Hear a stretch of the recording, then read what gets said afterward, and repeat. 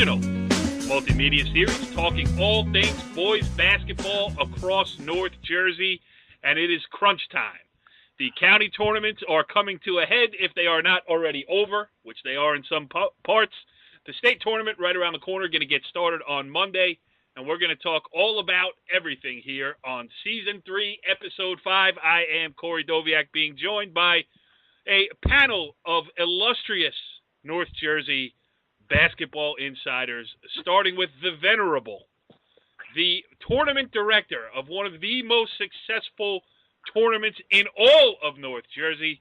He is the head guy at the Bergen Invitational Tournament, Joe Delbuono. What's going on, Joe? Hey, how are you, Corey? Everything's going fine. We're at the finals of the BIT and also the freshman tournament, but Right. we're right with everyone. So all's good. Very good. Joe, I was all excited there. I gave you that big build-up. I thought you'd have a little energy. Said, yeah, big, baby. Well, come on. I'm very, very flattered. And it's good. Everything's going great. The sixth year with the BIT, and we got Northern Highlands and Northern Valley Demarest to go. For those of us who can recall back a few years, that's an old NBIL basketball tournament final. So I'm very happy. I had two veteran coaches, Joe Denizio at Northern Valley Demarest and Mike Stone at Northern Highlands, and they took great roads on getting there. When we have a chance to talk about more, I'll bring up some of the other things that have happened in the tournament with those teams. Yes, and that's a perfect segue, Joe, because one of our guests on tonight's show will be Northern Highlands head coach Mike Stone. We will get to that. We are also going to touch on the Bergen County Jamboree. We're going to have Mike Doherty, the head coach of the St. Joseph Regional Green Knights, will be on the phone with us. But before we do all that, we want to touch on the other stuff, the other two tournaments where we don't have guests for, but we do have a resident insider who's been all over them as we welcome in Richie Ballgame Barton. What's up, Richie B? Not a whole lot. Just thinking about hoops, watching hoops, talking hoops. Let's get to it. Yeah. I mean, if you don't mind, if I'm going to have to blow some smoke up your rear end a little bit here. Yeah, I hate to use that term. Wait, but please, Joe. I should get a drum roll ready, but yes, let's just clear. I have to let you know that you were a driving force in making the Bergen Invitational Tournament successful. You and Richie and people that were behind, you were way ahead of the curve in recognizing the need for the Bergen Invitational Tournament, which we had to prove, by the way. We had to see if the coaches and, schools would be receptive to the whole concept. But you were way out in front, and, all of us that are involved in the tournament, and certainly me as the chairperson, I just have to give you a tremendous thank you for everything that you've done. Certainly 2 articles that are in his present section. Hey, Richie, here's where he gets the name of the website wrong. Go ahead, Joe. North Jersey. No, I don't. Do I give it wrong? NorthJerseySports.com. There you go. No, we're used to. You're right. No, you're right. We're used to guys who do shows with us, Richie, who get the website name wrong all the time. Is that correct? It's happened. Yeah. Hey, come on! I read the 2 articles. The one on Demarest. In fact, I texted. I won't say which coach it was or both of them, but the point is, one of them came back. Joe, let's talk to Joe Denizio. I texted him, and he was very appreciative of the fact that he hadn't gotten a chance to look at it right away, and when he saw it, he thought it was fabulous. And the thing is that you've got what is the total number that you have hits on your website? It's been thousands. If I'm not thousands. Right? Wow. Thousands. That was like 2003. We were getting thousands of them back when. Right. Yeah, back when the Record fired me, or the parent company over there of the old Suburban Trends fired me, we were getting thousands. Now it's really incalculable. I can't. I know it's been going on and on. I look at you. It looks like you've actually. When I see you in person, it seems like all the people that have been on the website have trampled all over you. I mean, you're. You are. Huh? I was just about to help you. I was just about to help you congratulate us with this. Yeah. Well, no, I mean, I couldn't help it. I couldn't help it because the other night you were talking. You said it's unbelievable the amount of work that's going in, what you do, and I don't know how you get it all done. I just don't know how you get it all done. It's Richie, monumental. You want to answer that question? How do we do it? I don't have an answer. We don't sleep a lot. We become we love basketball. At times we get a little irritable after some late nights, but I mean, once you get to this time of the season, I mean, this is what you get through the grind for. I mean, as a player, as a coach, as a fan, as someone who covers this, you want to cover these big county tournament games. You want to cover these, BIT games. You want to cover these state tournament games. And, this is the good part. Yes, although we should really tape, Richie, one of the wine fests that you and I have at about 1:30 a.m. Yeah. on a random Tuesday night, talking about how the traffic getting out of the Yanatelli Center in Hudson County after a doubleheader. The ramp to 280 was flooded. I had to take a deep. What are you going to do? Oh, yeah, no, it's great. Hey, listen, we thank everybody who has helped with NorthJerseySports.com. Richie and I do a lot of heavy lifting here, but really, so many people from the North Jersey sports community help out with it. I mean, people send in stuff, people send in ideas, people joining us on shows, doing all these kind of things, people taking interest to it, and it makes you want to go to work every day. So that's what we do. Right. All right. So, oops, I got a cramp while I was patting myself on the back there, Richie. So I'm going to turn it over to you, because you were down in Hudson County. And let's start off with the Hudson County tournaments, both boys and girls.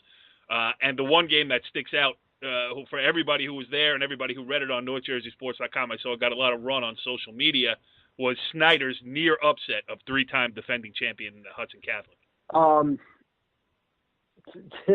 There are so many points I could bring up. I could talk about this game for a half hour, but I don't want the show to run that long. But to try to sum it up, I mean, there are very few times that Hudson Catholic, they always put forth a lot of effort. They're always going to try to press you out of the gym. They're always going to try to be the ones to set the pace. And in that game, it was completely the opposite. I mean, to put it bluntly, and I think Hudson Catholic head coach Nick Marinello would agree with me, they just did not play with energy. And Snyder, sure as hell did.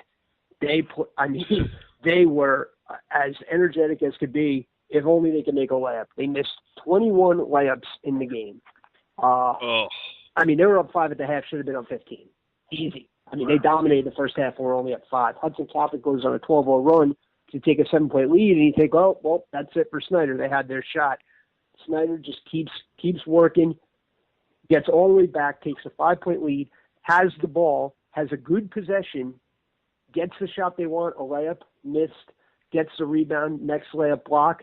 They come down and score, and, that's a 4-point swing, and that was with under 3 minutes to go. So Snyder scores there. They make it a 7-point game with 2:45 to go. Hudson Catholic's in real trouble and probably in scramble mode. Instead, they come down, get the layup, cut it to 3, and now they can kind of settle in. And Marion Williams for Hudson Catholic, the lone senior on that team, came up with a big drive, Euro step to the basket, flipped it up, kissed the rim, kissed the backboard, dropped through. The time expired. Hudson Catholic a winner, 55-53. But, I mean, most games you watch in high school basketball, the team that played better 99% of the time wins. This was the 1%. Snyder played better, but it was Hudson Catholic that moved on.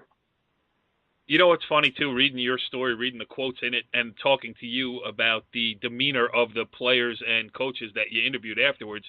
I mean, Snyder is not moving on, but Snyder, they were very excited after the game, and Hudson Catholic knew it dodged a big bullet, and it felt like they felt a little bit defeated, even though they're moving on to the final. Yeah, it was more, talking to Marion Williams after the game, I mean, it was more relief than anything else. I mean, he knew they played better. Snyder yep. was the more energetic team, and for a Hudson Catholic team that was, thinking this is a year we could win a state title. There's got to be a little caution. If this isn't a wake-up call for them, nothing will be, and their season will be over in the States very quickly. But they have they also have the talent to win the section. So, it's really up to them. they're in a section with St. Joseph's, and we're going to get to Mike Doherty, the head coach of St. Joseph's, too. We're going to talk Jambo and everything else.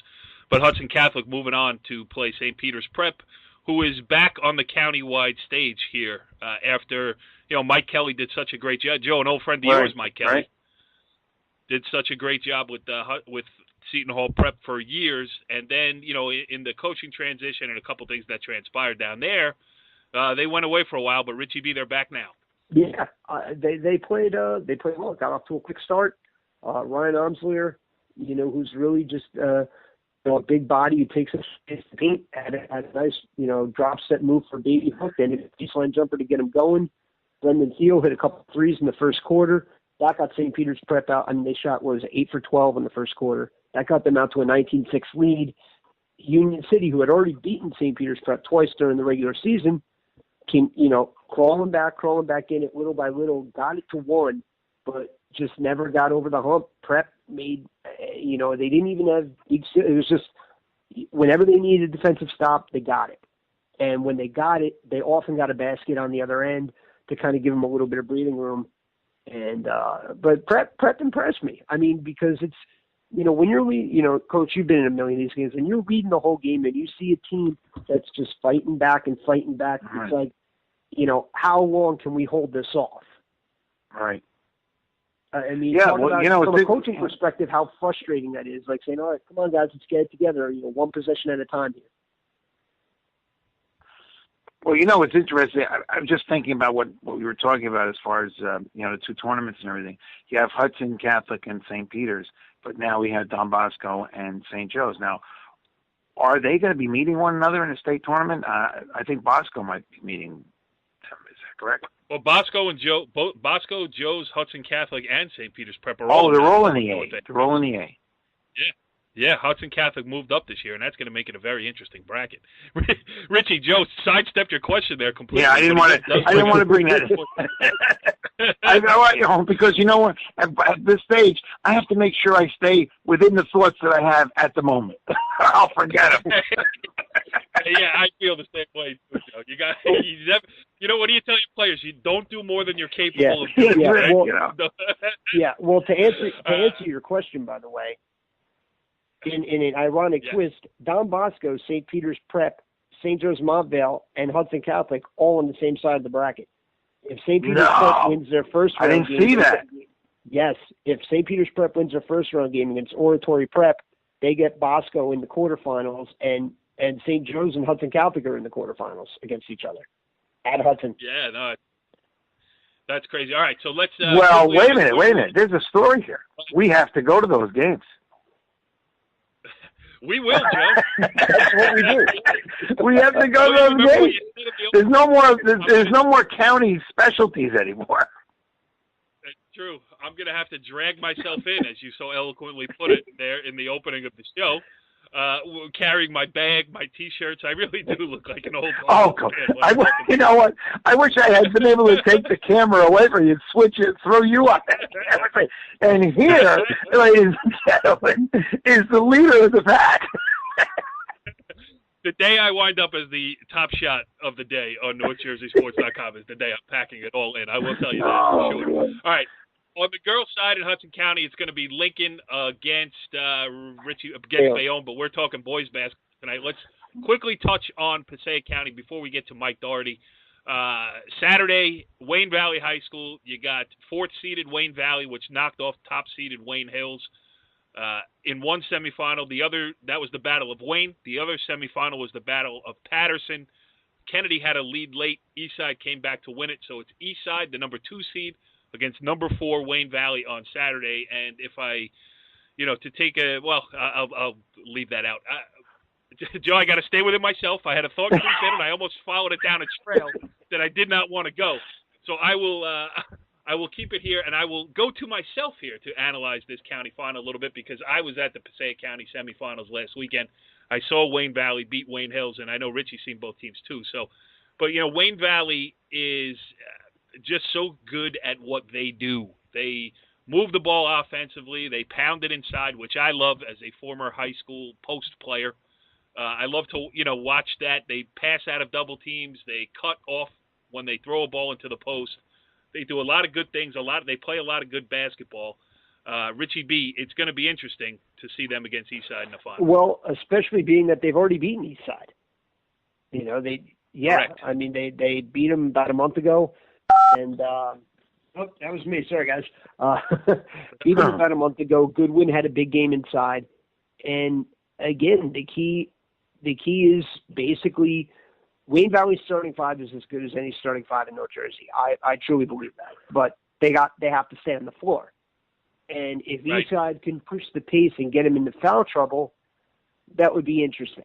But that's the thing, is that Eastside really doesn't play like that, you know? I mean, they're a more methodical, composed team than they get credit for. And that comes, you know, from the coaching of Walter Alf. I mean, that is a team that is disciplined, and Nazir Smith has really emerged as one of the top players in North Jersey. You know, how much of motivation will losing to them in the regular season be?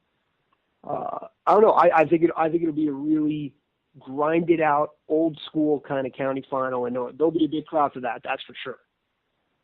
Yeah, interesting. The most interesting point about the Passaic County final, or the Passaic County tournament in general, is that the semifinals, as I mentioned, was the Battle of Patterson, but 2 public school teams. The other semifinal was the Battle of Wayne, 2 public school teams. So 4 public school teams in the semifinals, you know, and we're going to have a public school winner. And it's been a long time since a suburban Passaic County team, if ever. I don't even know if it's ever. I meant to chase down that information. But where Patterson Catholic now gone, but where a parochial school or one of the 2 Patterson Publics has won the county tournament. I'd like to know when or if that has ever happened. So that's going to be interesting this Saturday afternoon at Wayne Valley High School. North Jersey Sports will be on hand to capture it all. I will be there before I head over to the BIT and to the Bergen County Freshman Tournament. We will talk about those, but before we do, let's get into some Jambo talk here, as we're less than 24 hours away from the tip-off of the championship match, and let's do it with our guest. Joining us on the Moe's Southwest Grill Hotline is St. Joseph Regional Head Coach Mike Doherty. Coach, thanks for joining us here on Talkin Hoops. Thanks for having me, Corey. It's always fun to speak with you. Well, it's fun to have you on, and I would love to ask you a question, but first I'm going to turn this over to my friend Joe Delbuono here, who I think has some pretty nice things to say about you. So go ahead, Joe. Well, I will say it again. I hope I can say it as meaningful as I've said it before, but to see you at the BIT games semifinals the other night was a tremendous thing for us and for the tournament, and I know the coaches mentioned it too, and thank you for taking the time out to come to a game. You really are a basketball junkie, and good luck, by the way. Really with the Jamboree, and just appreciate everything that you do. So, thanks a lot, Joe. Thank you. I've told you this before a bunch of times, even when you were first forming the BIT. I think it's a special tournament. I think it's a great thing. I'm glad that St. Joe's is able to be a part of it each year, hosting the quarterfinals, and I just think it's, as we said, Bergen County is a really special area. So many quality high schools in such a small area, and if there's any place that's deserving of 2 county tournaments, I think it really is Bergen County. So I commend you and everybody else who puts together the BIC, because it's really a neat tournament. Well, we're out of time here this week on Talkin Hoops. Thanks for joining us, Mike. Now, Good luck in the final. Wait here. Now wait a minute. Now, this is where we argue online. Let's follow up on what we talked about for a moment before, if you don't mind. Let's get before we get into the Jamboree. Let's talk, Mike, while it's on my mind. Are you going to talk about his 2012 championship in the BIT? And we're talking to a BIT championship winning coach. Yeah. No, here we go, Mike, right? This is we're talking about the fact that you, Don Bosco, St. Peter's, and Hudson Catholic are all in the same bracket, on the same side of the tournament. How do you feel about that? What? Other than that, Mrs. Lincoln, how did you enjoy the play? Listen. you know, I don't want to sound cliche, you know, I mean, you know, we have to travel down to Hudson Catholic as our first state tournament game. We drew the 5th seed, and they got the 4th. You know, but I truly haven't given the state tournament any thought other than to realize, you know, we've got to book a bus down to Jersey City for next Friday. But it's, you know, it's a very challenging bracket. You know, you mentioned 4. You got Bergen, we're all on the one side of the bracket. You got Bergen Catholic, Seton Hall, Pope John. There's some tremendous team. Paramus Catholic having a great year. Oh, for a 10-team bracket, it's there's certainly a lot of quality teams, and you know, it's super, going to be tough. Yeah. Yeah. No, it's going to be fun. A lot of talent, a lot of Division I talent on the floor in non-public North A for sure. Yeah, all right, so let's switch to Jambo here. We're going to do a state tournament show, the preview show on Sunday. I understand. So, no, good question, Joe. But let's first of all, even before I get to the Jambo, I'm going to intercede again because it has been such a good couple of weeks here, good feelings around the St. Joe's program. Nate Garvey got his 1,000th point earlier this week. He signed with Howard, going to play Division I in the MEAC. That's good news, too. I mean, you know, for the bumpy beginning, things seem to have smoothed themselves out nicely for you, Mike. Kids are playing well. They feel good about themselves, and you know, I've really enjoyed the season in spite of you know, some ups and downs. I think you know, we're in a day and age where everybody wants and sometimes expects you know, immediate results, and our kids we've really grown as the season's gone on. We're far from perfect, but the kids are playing with more consistency and great desire. And you know, it's a long season, so everybody starts off with that great energy and great expectations, and you hit some potholes, you hit some bumps, and you know, our kids always responded, and that was that's been good. So I think that right now where we are, as you said, we've had a good couple of weeks. Couldn't be happier and prouder of a guy like Nate Garvey, who's just been the epitome of class and unselfishness in terms of how he leads our team. He's a humble kid, and you know, for him to pick a great school like Howard and to be able to move on knowing playing Division I and to get his 1,000th point on senior night towards the end of his career. You know, it's you talk about storybook type endings. Right now, he's you know, he's writing a nice story for himself, and obviously if we're able to play well tomorrow night, that'd be you know, the crowning moment for the team, and I think probably for his career, I think he would say. Yeah, no, absolutely, and a good kid too. I mean, I've interviewed him after the last 2 Jambo wins, and very classy. I mean, I'm bringing my daughter with me now to games. She's turning into a real basketball junkie, which I'm very worried about because it's not a great life. I mean, let's be honest. You know, every gym across North Jersey all year, but Nate was kind to her, and you know, she dug it. So I can attest that he's a good kid. All right, let's get Richie Barton in on this conversation. Yeah, let's go, Rich. Come on. Let's give him a chance to do something he normally doesn't get to do, and that's talk about Bergen County basketball, Richie B. We tried to put the fence up around you, but you broke it down today. Yeah, I'm taking it down. I'm going to talk about that Passaic Hill semifinal. Talk about how tricky of a matchup it was to play them, because they basically have 4 or even 5 3-point shooters on the floor at all times, and they move the ball so well and so quickly that, you know, if you miss a defensive assignment or you know, you could get caught real easily, and you did a couple times in that first quarter. I mean, talk about how difficult it was compared to other teams that you've seen this year. Yeah, okay, I'll do my best. You know, you're right. Pascal's moving the ball extremely well, and they had multiple shooters. We had to kind of try and prioritize and say, you know, clearly, you know, Schill is a very good scorer, but we knew that Schumer, you know, funny, we watched him on film a couple of times in good games, and you know, I was watching the old Japan Jamboree game, and he hit about 3 or 4 threes where I think he was off balance and with pretty good D guy in his face, and you're kind of like, well, what are you going to do there, you know? And so we were concerned about that. Nick Gilliman is known for years, and he's really just an all-around excellent player. Uses his frame well, can go out and shoot the three as well.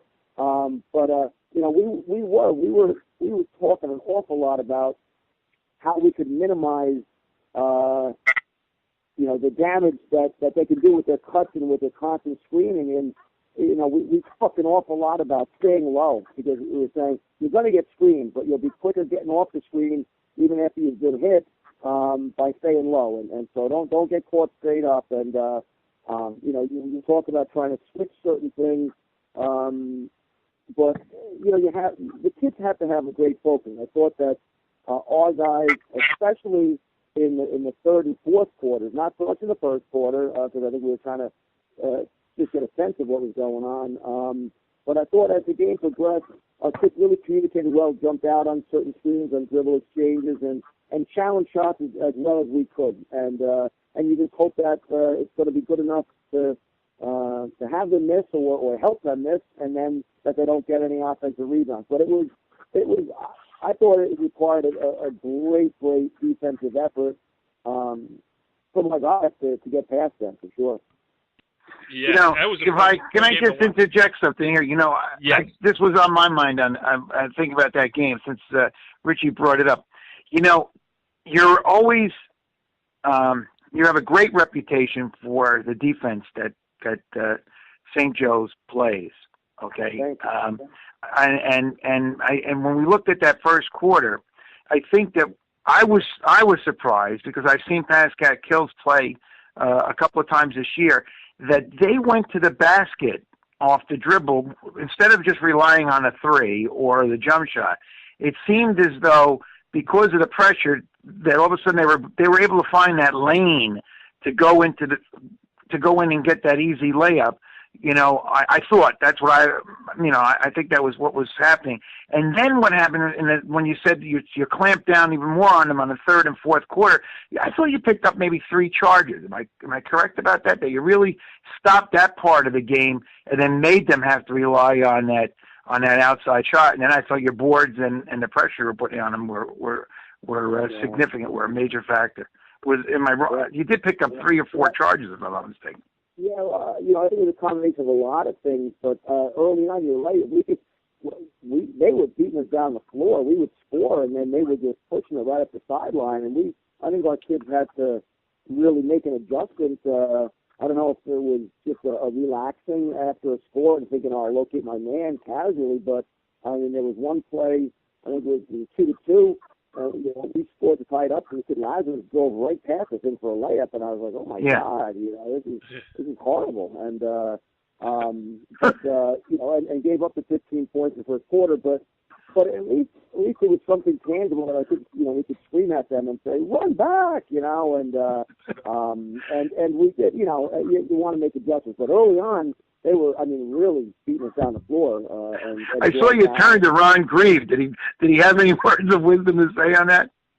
I don't even remember exactly what I said, but I you know, I remember saying, I can't believe that just happened, you know, and right. You know, and Ronnie's very, very, he's funny. He's got a wry sense of humor, and he's obviously got a great knowledge of the game. So usually his responses are spot on and something I can relate to a kid, whereas I sometimes get too sarcastic and say, that's not going to help the kid if he hears that. You sarcastic? I've never noticed that about you. I hide it well, yeah. No, it was a great game. I thought they played a great game. I really did. I mean, you know, your guys are top notch, you know, in the county. They are top notch in the county. I mean, they are, you know, certainly I would think they're one of the best, if not the best, Group 1-2 school. And I just think it was a great game. I really do. And I'm glad we were able to get out on, you know, get away with that with the win. Our kids had free throws down the stretch, and it really was going back and forth, and we couldn't shake free. And I agree that they're an excellent team, and we knew that going in. And I don't think anything happened in that game that would make anybody think otherwise. Yeah, absolutely. And one last thing, and I promise it'll be it. When in your pregame, when we were talking up at Joe's when you were hosting the tournament, we were talking, and you were talking about your guard play. Can you give us any more about? I thought that they really played well, your two guards, not just from the scoring end. Yeah, I think that Nate and Chauncey Hawkins really hold the key to whatever success we're going to have. They're both very talented players who certainly can score inside and out. They're excellent shooters, but they're both very cerebral. They're very smart guys, and they're playing smart basketball at this point. I think at different times, and hopefully we'll see that patience. They're letting some things develop and come to them. But listen, they're at this point in the year, you put things in the lap of your best players, and in that game against Passaic Hills, we had Chauncey match up with Schumer, we had Nick match up with Gillamane, and it's real simple. You're going to put your best on the other team's best and see where it takes you. And but they're really talented guards. They're playing well and playing with confidence, and I think that their teammates are following their lead. Yep, you got big contributions out of Joe Ratty. You got good stuff out of Isaac Hippolyte. I mean, really well-rounded effort for you. And I'm sure as a coach, this has to be a fun team to coach because you got all the positions covered. You got length, you got height, you got quickness, you got shooters. It's got to be fun to, if a team is intent on taking one thing away, you can go to another thing and still be successful. Right. That's true. They are a fun group, and they're a good group of guys. They're a good group of kids. It's funny. I was passing in the lacrosse bulletin board today in school, and there was a thing congratulating John Thomas Harris on being named the first team preseason All-American. I mean, obviously I know he's going to Duke, but I had no idea he was a first-team preseason All-American. That's a kid who's playing on a team that never said, boo about who he is and what he is, and that's why he's such a great kid, very humble. And all these kids are there's not nobody that's a who I am type guy. And you're right, we've had against Bergen Catholic, Isaac really stepped up and hit big shots. Joe Roddy in the semifinals had 10, and he's had other games where he stepped up. Brian Griffin is a guy who's had big moments for us as well, and so we're going to need everybody to contribute for sure against Don Bosco, or nothing good's going to come, but it's great to have the opportunity to see. Yeah, well, we're 15 minutes into this interview, and we haven't even asked you one question about Don Bosco, but I'm going to do it now.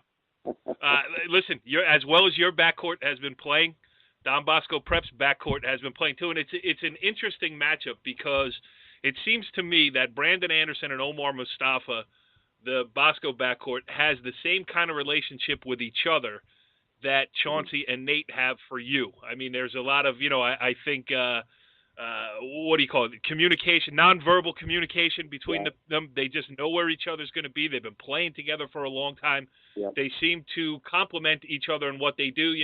Chauncey's a slasher. He can get to the basket. He can hit the open jump shot, too. Brandon Anderson obviously can do that. And then you talk about standstill shooter in Omar Mustafa, and a great I write it every time I write a story about St. Joseph basketball. I write about Nate Garvey's mid-range game because I love watching it. That lost art in basketball of the 12 to 17-foot jump shot, and he does it better than anybody in Bergen County. But, it's going to be a guard-dominated game. Is that the way you see it? Yeah, it can be if both teams are playing well. And you're right. Anderson and Mustafa are both. They're outstanding guards. They're strong kids mentally on the court. They know the game. They play with confidence. They have great composure down the stretch and in close games. They want the ball in their hands, and that's a calming influence for the others around them. And so they've been, as you said, they've been doing it a long time. Both starting guards last year, and they're the reason Bosco has had such an outstanding season. And the two games we played them previously, both of those guys have stepped up and made big shots. Certainly the second time we played at Bosco, Stauffer, was phenomenal. I think he finished with 21 and had 5 or 6 threes and shooting like a three-quarter court, shot at the end of the third quarter. So,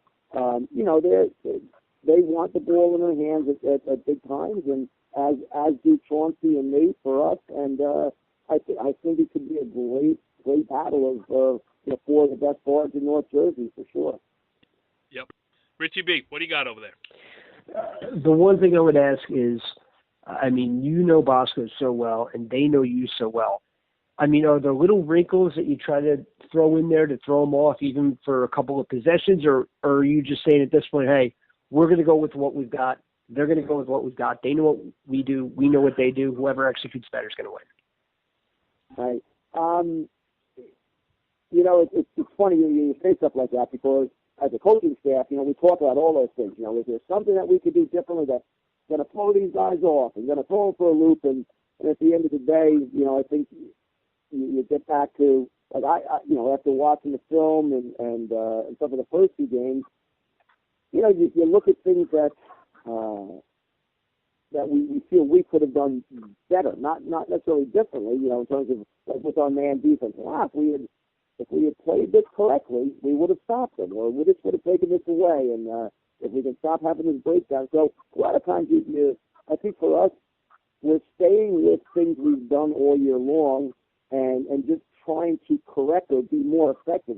All right, on the hot pick and roll, this is what we drilled, how we want to play. You didn't do that here, and look what happened. Anderson got to the hole, and or whatever it happens to be the situation. So for us, I think going into tomorrow, it's going to be a lot of the same things. We just want to be better. In the second game we played, we watched the films again. It reminded. That was a good look. It didn't go. That hit back rim. Well, boy, that rolled in and out. And sometimes that's a frustrating outcome, but it's better for the kids to see, all right, we did run a good offensive set. The ball just didn't go, so let's make sure we run good offensive sets every time and give ourselves a chance. So, we've played two very competitive games. We came up on the short end both times, but, I truly believe that we can play straight up, we can play head to head, and have a chance to turn the outcome differently this time. Richie, I am going to take this opportunity again to once again congratulate ourselves, because this show is called Talkin Hoops, and we are talking some hoops here tonight. Mike Doherty breaking it down. It's so great, Mike. Every time we have you on, I got 50 questions that I don't get out because we get off on these crazy tangents. But I do enjoy talking basketball with you after wins, after losses. You've always been great to us. We appreciate it. And we certainly wish you good luck. We heard you loud and clear when, we snubbed you for last week's show. We hope we made up for it here tonight, and certainly we wish you the best of luck on Friday night against Bosco. Thank you, Corey. Thanks for having me. I hope this is a prelude to a post-game interview where we're talking about a St. Joe's victory. But either way, I appreciate you guys including me. I appreciate the space that North Jersey Sports gave Nate Garvey and the photo on the 1,000th point and the little, the blurb on that. And as always, I just really appreciate everything you do for this area with basketball, because everybody knows your website, everybody knows the podcast, everybody knows everything you do, and it's special. So I'm glad to be part of it. Well, I don't know if I can say thank you enough. But what I will say is that tomorrow, win or lose, you are getting a NorthJerseySports.com Player of the Game T-shirt. Well, now you're talking. Thank you very much. Mike Doherty. Take care, Mike. All right, thanks. Thanks, Rich. Thanks, Joe. Thanks, Boy. Appreciate it. All right, good stuff there with Mike Doherty talking Jambo hoops. And now it is time to turn to Joe Delbuono's favorite topic other than amateur golf tournaments in Setauket, Long Island. We are going to talk BIT with our next guest here. Joining us on the Moe's Southwest Grill Hotline is Northern Highlands head coach Mike Stone. Coach, thanks for taking some time to talk some hoops. Oh, thanks for having me. I'm very excited. Great time of the year. Yes, it is. Congratulations, Joe, Mike. It's Joe, you're going to listen, we're going to give you your time. We know the I know. But let me properly introduce our guest and tell everybody why he's on the show. Okay. He is on the show because late, Wednesday night, I lose track of the days now, in the second game of the BIT semifinals, in the rubber match against Ridgewood, they had split the regular season series, and this time it was Northern Highlands coming away with a 54-42 win. And Mike, I'm going to do Joe a solid here. Before we get into the game and all the things that happened, let's just talk about the BIT and its importance here. Your program has been instrumental in it. It's played some great games. It was the first ever champion. And, listen, as I wrote in the article on NorthJerseySports.com, Jambo is obviously the number one goal, but it's a great position to be in when you can get into this BIT. You talk about it and make Joe Delbuono's heart swell. Well, I absolutely agree that it is a very meaningful time of the year, and the BIT gives 16, 17 teams a year an opportunity to play tournament meaningful games, and whether that be that's all they have, or whether that be that plus providing for state level competition as they prepare for that tournament, it's been awesome. And I remember when Coach Delbuono reached out to me about the first one, saying, hey, this is something that's about to take place. We're hoping it goes. We're thinking, we'd like to get 8 teams here, if I'm not mistaken, Coach. Right. And, would you be willing to be a part of this? And I thought it was a great idea since its inception. I remember telling Coach, I'm like, I think you're going to get more than 8 teams. No. If we get 8 teams, that would be great. We'll be settled with that. And our team was not doing good in 2011. I think Coach had to call me and say, I don't know if you're going to get into the BIT. And I said, I was one of the original ones that said, yes, we're in. And he's like, you guys are 3-9. And I said, you're like the guy who threw away his Facebook stock. Yeah. And I said, what happened? I said, you have your 8 teams already? He said, actually, we have 16. He's like, you'd be 17. And I said, all right. So we wound up, he was kind enough to give us a game, and we had a playing game against Dumont that year. And that was a year when, obviously we weren't in the Jamboree, but we did not qualify for the state tournament. And it just gave such meaning to all of our kids, but especially to our seniors, to play, rather than just playing out some, your league and playing out some independence or picking up a couple games here or there. There was meaning, there was focus, there was objectives, and it's what kept those guys together. And we went on a nice run. I mean, we entered that tournament at 3-9, and then you're obviously playing other games as well throughout to finish your regular season. But we finished that year 8-2, and we finished a record with 11-11 when we beat Ridgewood. Right. We beat Fairlawn in the Final Four, and then we beat Ridgewood in the championship for the first BIT championship. And our kids finished at 11-11, and there's no way we would have had that type of meaning and definition to a season if it wasn't for the BIP that year. And those kids still talk about it to this day. They pop back, and kids are talking about, we have the banner up in the gym, and kids were talking about that today. Yeah, well, first of all, you saved Joe Delbuono from making a historic mistake. He almost left you out of the tournament, and you won it. And, yeah, that's true. Right? Yeah. Second of all, I covered that first game against Dumont, as I told you last night. So I covered the inaugural game ever of the BIT, and I made that banner. So there you go. You've made them all. You made the cradle of the BIT is right here on the phone on Talkin Hoops. That's right. This is great. And poor Mike is still not getting respect from me. He's the 4th seed. Right. And speaking of poor Mike, every year the BIT Stone seems to beat Troy. So. Oh, you know what? Usually when you win, you feel pretty good about things. But I know Mike works super hard, and it was the rubber match. And, when you're closer with some guys who are in your league, obviously, you see them a lot. And so while you want to win and you're revved up to win, when that final horn goes off, and even when you come away with the victory, I know how much he puts into it. And it's a little deflating while you're right in front of the team. And, and Coach Troy, I have a tremendous amount of respect for him, and he plays a very difficult schedule each year. And, so it was a little bit, I don't know. I'd rather not be at his expense, but they seem to be, along our path more often than not. And we've had some really good battles with Ridgewood through the years. Yeah. Did he kick you in the shin during the handshake? No. He's always a gentleman, and so we shook hands, and then we had a little chat later on as we were departing. So it was a tough season against them this year. We played that one game at the Barclays Center, and that's why last night was also redemption. We kept harping on that loss to Ridgewood at the Barclays Center, I think on January 6th, and we just were atrocious from the foul line. We were 9 for 24 in a close game, a game that went down to the last 50 seconds.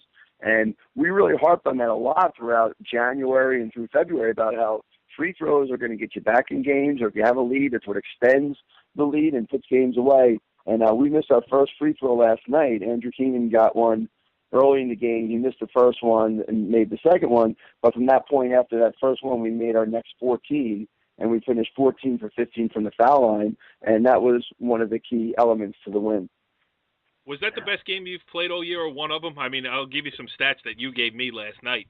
You had 13 assists on I don't know how many field goals, but not too many more than 13. You had 2 turnovers in the first half, 7.5. So, as you said, you made 14 or 15 free throws. You didn't turn the ball over. You played great help. When you switched to the man, you played some great defense, helped off, did everything you can do. I mean, but this is what you see in basketball, and this is what I talk to guys a lot about. You get off to a bad start. Perfect case example, Ridgefield Park, who was one of the other semifinal teams last night, got off to an 0-3 start. And in basketball, you see it, though. Teams get off to a bad start. It's a long season. It's a marathon. And by the end of the year, teams flip-flop. A team that was playing great early, not at the end. Teams that were bad early in the season, good at the end. So it is crazy. Was that one of the best ones you played? Yeah, that was definitely one of our better games. And the last time we played Ridgewood 2 weeks ago was certainly one of our better games. And you mentioned 13 assists last night. When we played them 2 weeks ago at their place, we had 17 assists. And I think we scored 70 points. I think we won 70 to 58. But a lot of it was because of high percentage shots. And we've been trying to change our mindset a little bit. And I know Benny Haber nailed some deep threes last night, and that was a key for us. But we've tried to change some of the things that we've done over the last 3 weeks or so, and a real focus on getting these high percentage shots and advancing the ball, making the extra pass, getting the closer shot, and getting some foul shots where we weren't really doing that in the beginning of the year. So last night we shot well, but 2 weeks ago when we played them, we had 20 points from the foul line to their 9. I think we were 20 for 29 from the foul line, and we shot an extremely high percentage because we were shooting good shots.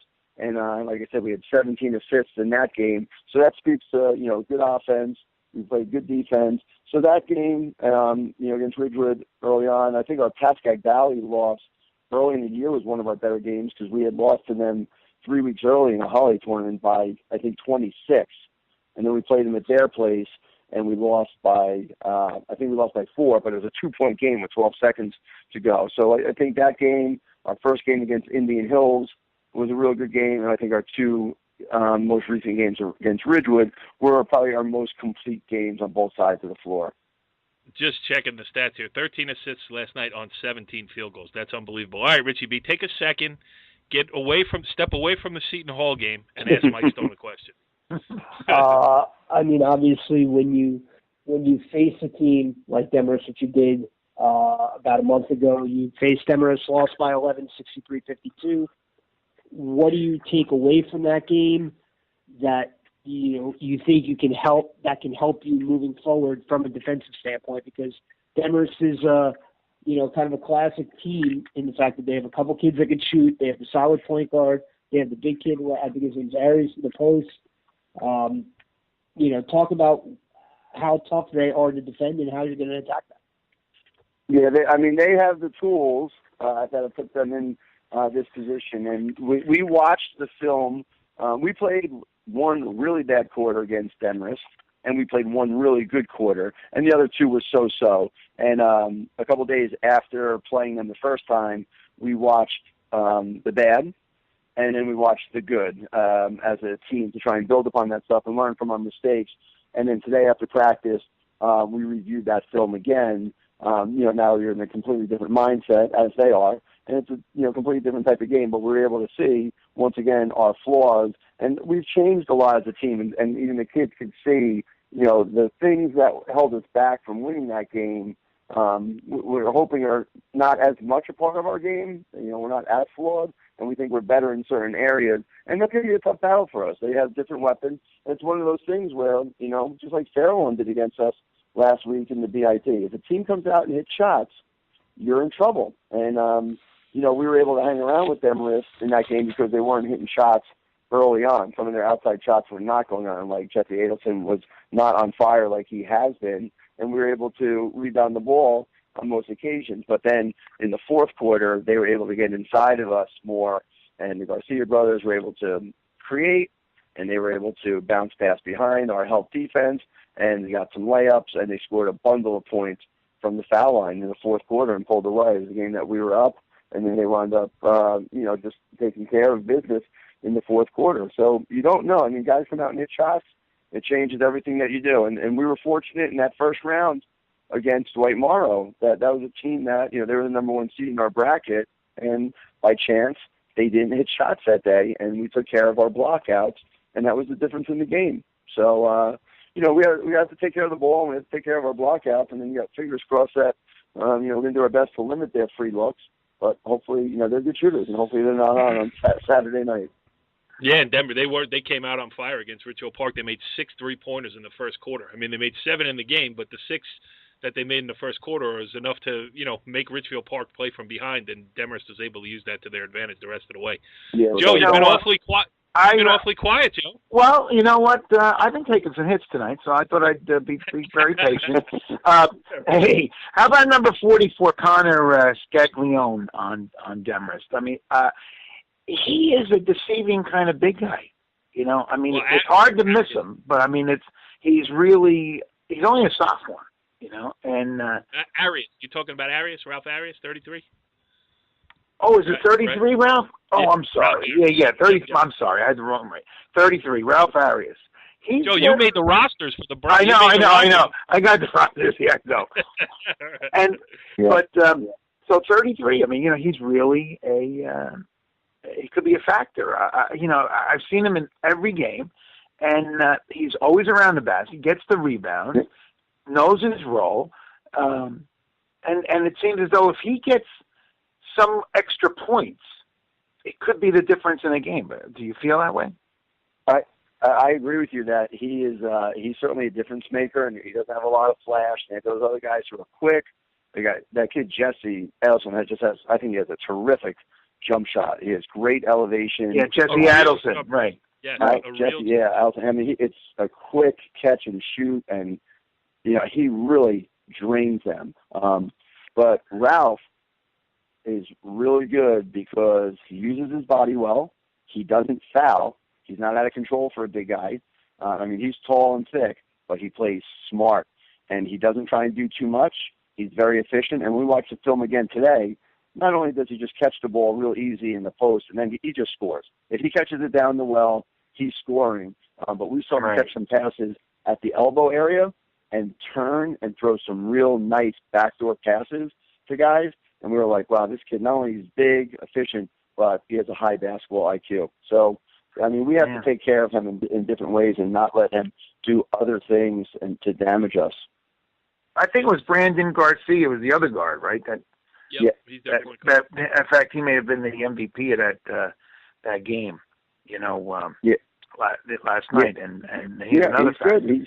He's quick, and defensively he disrupts you, and he gets to loose balls. He plays extremely hard, and then he gets inside gaps on your defense, and he doesn't turn the ball over a lot. He plays hard, but it's under control, and he plays strong. So when he drives gaps, he doesn't cough it up. You help side, you reach in, and all of a sudden, you have a big guy rotating up, and he does a great job of, there's a little bounce pass right behind your help defender, layup. So he does a good job of compromising your defense. Yep. Now, although this is an NBIL game, right? There's an old NBIL 2 games. Demorest moved down, game. Right? Demorest moved down to a smaller group. They're a group North 2. One, group 2. Yep. Yeah. That's a big surprise, I thought, because it just doesn't seem as though their school, the enrollment had gone down that much. Are you close to it too, or are you guys getting bigger? We are not. We're actually getting bigger. We're closer to 4 than we are to a 2. That's for sure. Yeah, yeah. That's rough. All right, so let me ask you this though, as we're talking about classifications here. Whatever happens on Saturday night, if you celebrate a win, if you're trying to pick yourself up after a loss, you're not going to have time to do either one, because the state tournament gets going 2 days later, and you got the tough first-round matchup against Teaneck. I'm just curious from a coach's standpoint here, a guy in your position, do you, when you go into practice tomorrow, do you put in a little Teaneck stuff? Do you talk about Teaneck at all, or is it all, BIT and then state tournament next?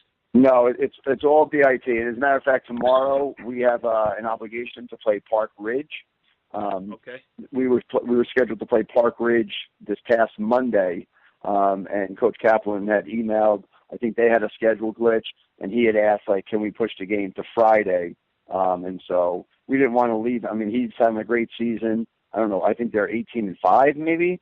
Yeah, and they won their league title tonight too with a win. So yeah, so I mean, they're maybe 19-5 at this point. So we didn't want to leave him in the situation of hey, we might be playing on Saturday in the championship. Then again, we might be in the consolation. We might not be able to play on Friday. And we certainly want to call them last night or this morning, hey, we're playing in the championship. We can't play on Friday. So, right. So we have an obligation to play them on Friday. And you know what we did? We did 2 things today. We spent some practice time working. You gave your JV kids some varsity uniforms. Is that what you did? Yeah. Some guys who deserve to play, right, and have been instrumental off the bench and who have been biding their time are going to see quality minutes tomorrow. And we're trying to keep we have a daily dose each day. Before we start practice, just the thought of the day. And our daily dose today was momentum. We're 6-1 in our last 7 games. And we're looking to win tomorrow, and we want these guys on the floor competing, getting the job done. And you don't know who's going to shine tomorrow. Well, they'll be the guys that we're looking to, because we need sparks off the bench, both on Saturday against Demers and certainly on Monday against Teaneck. So tomorrow's a meaningful game for us. So we spent half the practice working against what Park Ridge will be giving us tomorrow, and then we spent the time after that going over Demers, and then we wrapped up watching the 2 quarters of the Denver film from our last game against them. And then so our game tomorrow is at 4 o'clock, though, so at least it's not a 7 o'clock game. And on Saturday morning, we'll have a walkthrough to review some of our stuff for Demarest. And then we'll practice Sunday morning. The bit's been very good to us, so we love the BIT, and it's taken us through February. And whatever the outcome is on Saturday, it's been a great tournament for us once again. And then we'll wrap that up, and then Sunday we'll get up and we'll have our 2-hour practice to prepare for Teaneck, who we played earlier in the year, and it was a tale of 2 halves. We played a good first quarter and slowed them down, and we were up 13-12 after the first quarter, and then at halftime we were down 25-23. So we did a lot of things that we needed to, and then unfortunately their dribble penetration hurt us in the third quarter, and I think they wound up scoring 14 points just from the foul line in the third quarter, and I think we wound up losing that game by, 12 or 14 or something like that, and maybe like 14 or 15, but obviously they're super talented. Yes. All right, Joe, this is the point of the interview where I would normally wrap things up, but also the point of the interview where you usually like to get one more point in. I think that the way you have it set up, and obviously with Park Ridge and now Demers and then eventually Teaneck, you wouldn't be able to manufacture the intensity of what's going to happen to get you ready. I agree with you. You're not going to be able to get that on a practice court. No, you wouldn't be. And if you're looking for if you're not in the BIT, then you're looking for games and you're scrambling for games, and the kids aren't as invested. You're telling them oh, hey, we picked up so-and-so on Friday from Passaic County. We're going out. They don't know the teams. Yeah, do they want to play games? They certainly do. But they're not going to practice with the same intensity. There's nothing so much on the line as it is for, hey, we're prepping for the state tournament. But with this, the BIT, and I do love the parity of it too, because, listen, we were the 4 seed, right, but it just shows that anyone in that tournament could win. If Anglewood had hit shots that day, they would have beat us. They happened not to, so we advanced. Last Saturday, and I told Coach Delbuono this, Fairlawn outplayed us. They outplayed us the majority of that game. We just happened to be taller, and that allowed us to escape with a win. Fairlawn could have moved on. So that's the beauty of it. But the fact that you get into this tournament, and right off the bat, even if you lose your first one, you still get 2 games out of it automatically. And then if you win your first 2, then you get 4 games automatically that are meaningful games in and of itself in a tournament play. I mean, our kids are so excited. And then to say, oh, and by the way, that was phenomenal state preparation for us. It's terrific. Yep. And I told this to Coach yesterday. Coach Troy and I were talking before the game how awesome the tournament is. The game before, I was talking to Coach Sabella from Fairlawn, and he was saying, this has been my kid's season. This is it. We started slow. We've gone on a run, an opportunity for my younger guys to get great tournament experience. And he goes, this is it for us. He goes, we don't have a state tournament. And if we lose today to you, I told the kids, we're done. So it's like, survive and move on. And that's exactly where we were in 2011. I was telling the guys, there was no state tournament. So you want to keep, playing, you got to keep winning. And it does give great meaning to just so many of these student athletes. Yeah, Mike, don't do that, because now Joe's going to have – you can't even drive behind him anymore because he's throwing out applications out the window. No, you can't get in. No, you can't get in. Always remember, Mike, you and whoever won the Tournament of Champions went out to season winners. That's right. That's right. Yeah. So now, the PIT – I forget who it was that year. I don't know if it was St. Patrick's or – it was Patrick's in Northern Highlands that left the team on a high note. Mike Stone, the head coach of the Northern Highlanders, thanks for joining us here on Talkin Hoops. Best of luck Saturday night, and we'll be out there to watch it. Thanks. Take care, Mike. Much appreciated. Good luck. I'll see you in the gym. Bye. Well, interesting stuff there. Mike Doherty from St. Joseph's, Mike Stone from Northern Highlands. It is time to play these things. We've talked all about these county finals, BIT finals. Richie Ballgame. I mean, when the Bergen County talk gets thick, you seem to zone out a little bit. Listen, when I get going, just don't stop me. Don't get in my way, because I'll run you right over. But the same goes to you guys. You guys are on fire. Sometimes as a player, you got to know when to take a step back. Sometimes you can't be the lead dog all the time. That's a lesson I'm still trying to learn at this point in my life. But it was good stuff, Joe. Complimentary things all around about the BIT. I've been saying it for years, and we just heard a coach say it live. So keep up the good work over Thank you. Can't believe it's 6 years, Corey. Where did 6 years go? I know, it is crazy. All right, so we previewed all the county finals coming up, tournament finals coming up, but we ain't done yet here on Talkin Hoops. We got a state tournament to play. We're going to talk all about that. We're planning a show, hopefully to do some previews, get some coaches on. But even if we can't get that accomplished, we will certainly be checking in as the state tournament goes on here. So check us out on social media, our Facebook page, facebook.com/NorthJerseySports.com. Follow us on YouTube. Follow us on Twitter @NJSCom. And tune into the next show. Thanks for joining us. And let's make sure we thank Moe's. Everybody have a taco. Everybody go to Chick-fil-A at the Garden State Plaza Mall. Get yourself a free chicken sandwich with any purchase by simply mentioning the fact that you like NorthJerseySports.com. We will see you next week with hopefully more sponsors. Follow the leader.